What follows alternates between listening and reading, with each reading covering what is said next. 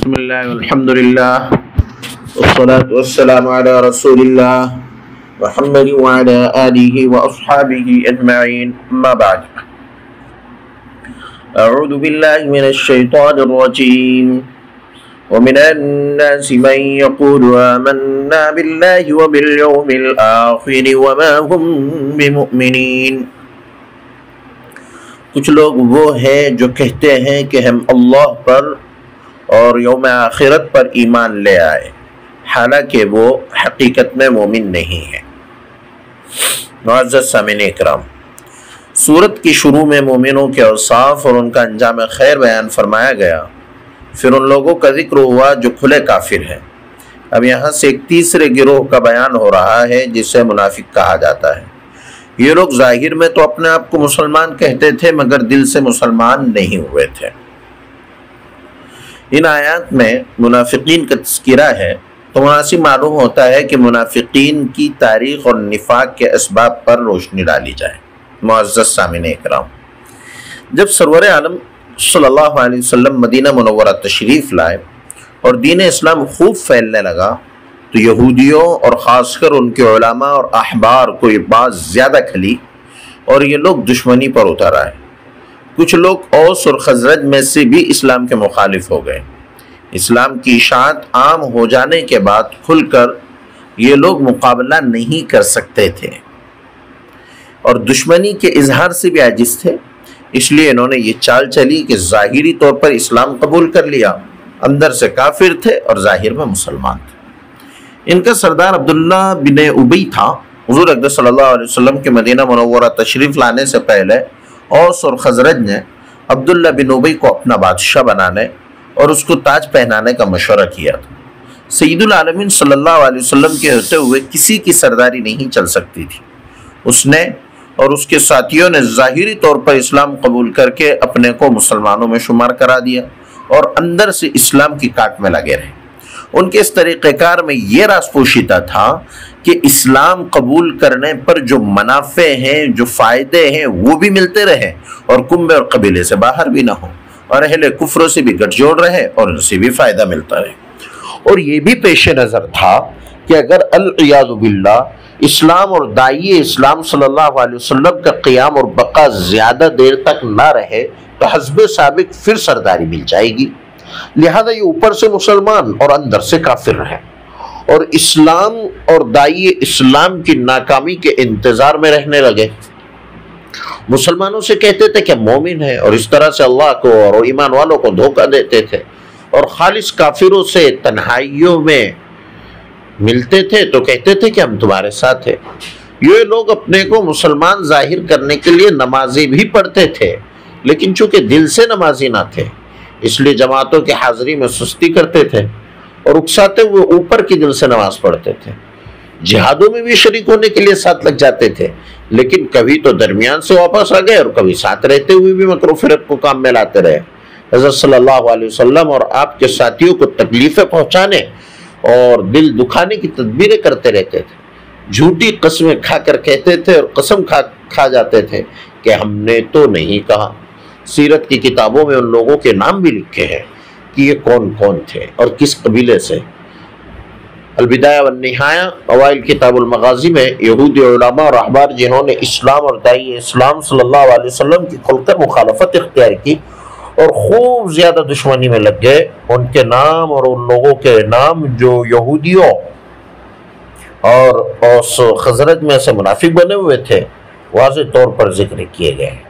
رسول اللہ صلی اللہ علیہ وسلم ان کے ساتھ مروت کا برتاؤ فرماتے تھے اور ان کی ایذاؤں کو تکلیفوں کو سہتے رہے۔ اب احسن اسلوب سے اپنی دعوت کو لے کر آگے بڑھتے رہے اور دین اسلام کو برابر ترقی ہوتی رہی۔ اسی میں جہاں یہ حکمت تھی کہ شاید یہ لوگ مخلص مسلمان ہو جائے، وہاں یہ مصلحت بھی تھی کہ اگر ان کے ساتھ سختی کریں گے تو عرب کے دوسرے قبائل جو مسلمان نہیں ہوئے ہیں اور صحیح صورتحال انہیں معلوم نہیں، وہ اسلام کے قریب آنے کے بجائے اور دور ہو جائیں گے، اور شیطان ان کو یہ سمجھائے گا کہ دیکھو محمد رسول اللہ صلی اللہ علیہ وسلم کا اپنے ماننے والوں کے ساتھ کیسا برتاؤ ہے۔ بالآخر ایک دن آیا کہ لوگ سختی اور ذلت کے ساتھ مسجد نبوی سے نکال دیے گئے۔ مذکورہ بالا آیات میں اور ان کے بعد والی چند آیاتوں میں منافقین کا تذکرہ فرمایا ہے اول تو یہ فرمایا کہ یہ لوگ اس بات کے مدعی ہیں کہ ہم اللہ پر ایمان لائے اور یوم آخرت پر بھی ایمان لائے. پھر فرمایا کہ ان لوگوں کو یہ دعویٰ سراسر جھوٹ ہے، یہ اہل ایمان نہیں ہے. ایمان تو یہ فعل قلب ہے، دل سے ہے. صرف زبانی دعوے سے کوئی شخص مسلمان نہیں ہوگا جب تک دل سے ان چیزوں کی تصدیق نہ کرے جو اللہ نے اپنے نبیوں کے ذریعے بتائی ہے اور جن پر ایمان لانے کا حکم فرمایا ہے. اس وقت تک کوئی شخص مومن نہیں ہو سکتا. منافقین اس دوگلے پن کو کیوں کہتے ہیں کہ ہم مومن ہیں حالانکہ مومن نہیں؟ سورہ مائدہ میں اس طرح بیان فرمایا ہے، من الذین قالوا آمنا بافواہہم ولم تؤمن قلوبہم، یعنی ان لوگوں میں سے ہیں جنہوں نے اپنے منہوں سے کہا کہ ہم ایمان لائے اور حال یہ ہے کہ ان کے دل ایمان نہیں لائے. اس دو رنگی اور دوگلے پن کو قرآن و حدیث میں نفاق اور منافقت سے تعبیر کیا گیا ہے، اور جو لوگ ایسا کرتے ہیں ان کو منافق فرمایا گیا ہے. معزز سامعین اکرام، یہ کلمہ لفظ نفق سے ماخوذ ہے. نفق اس سرنگ کو کہتے ہیں جس میں دونوں طرف سے راستہ ہو، چونکہ منافقین اسلام میں ایک دروازے سے داخل ہوتے ہیں اور دوسرے دروازے سے نکل جاتے ہیں، اس لیے ان کے اس عمل کا نام نفاق رکھا گیا. منافقت کفر کی بدترین اور خبیث ترین قسم ہے. معزز سامعین اکرام، منافقت کفر کی بدترین اور خبیث ترین قسم ہے. اس میں کفر بھی ہے، جھوٹ بھی ہے، دھوکہ دہی بھی ہے. ایسے لوگ صرف بندوں ہی کو دھوکہ نہیں دیتے بلکہ اللہ تعالیٰ کو بھی دھوکہ دیتے ہیں اور ایمان اور اہل ایمان کا مذاق بناتے ہیں، اور جو کھڑے کافر ہیں ان کو بھی دھوکہ دیتے ہیں. ان سے کہتے ہیں کہ ہم تم میں سے ہیں اور حال یہ ہے کہ وہ کسی میں سے نہیں، جس کو سورہ نساء میں یوں بیان فرمایا، يراؤون الناس ولا يذكرون الله إلا قليلا مذبذبين بين ذلك لا إله هؤلاء ولا إله هؤلاء، یعنی وہ لوگوں کو دکھاتے ہیں اور اللہ کو بس تھوڑا بہت یاد کرتے ہیں. ایمان اور کفر کے درمیان مذبذب ہیں، نہ ان کی طرف ہے اور نہ ان کی طرف. وجہ اس کی یہ ہے کہ منافق کسی کا نہیں ہوتا، وہ صرف اپنا ہوتا ہے. جہاں دنیا اور دنیاوی منافع دیکھتا ہے موقع دیکھ کر اس طرف ہو جاتا ہے، اور اتنے ہی وقت کے لیے ہوتا ہے جتنے وقت تک ضرورت محسوس کرتا ہے. منافقین اپنے اس عمل کو چال بازی اور ہوشیاری سمجھتے ہیں کہ ہم نے خوب اللہ تعالیٰ اور مومنین کو دھوکہ دیا اور اپنا کام نکالا، حالانکہ اس دھوکہ دہی اور چال بازی کا برا انجام خود انہی کے سامنے آئے گا.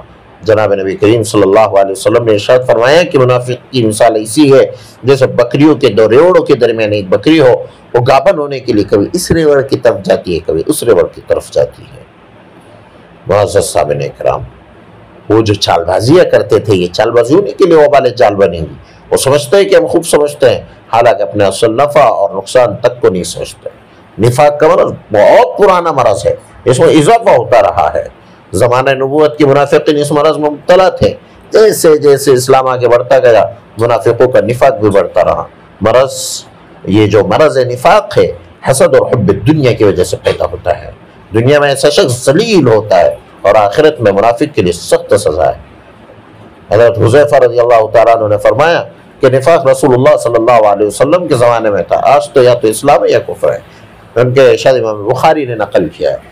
شراح حدیث نے فرمایا اس کا یہ مطلب ہے کہ چونکہ ہم دلوں کا حل نہیں جانتے اس لیے ہم کسی مدعی اسلام کو یوں نہیں کہیں گے کہ یہ منافق ہے.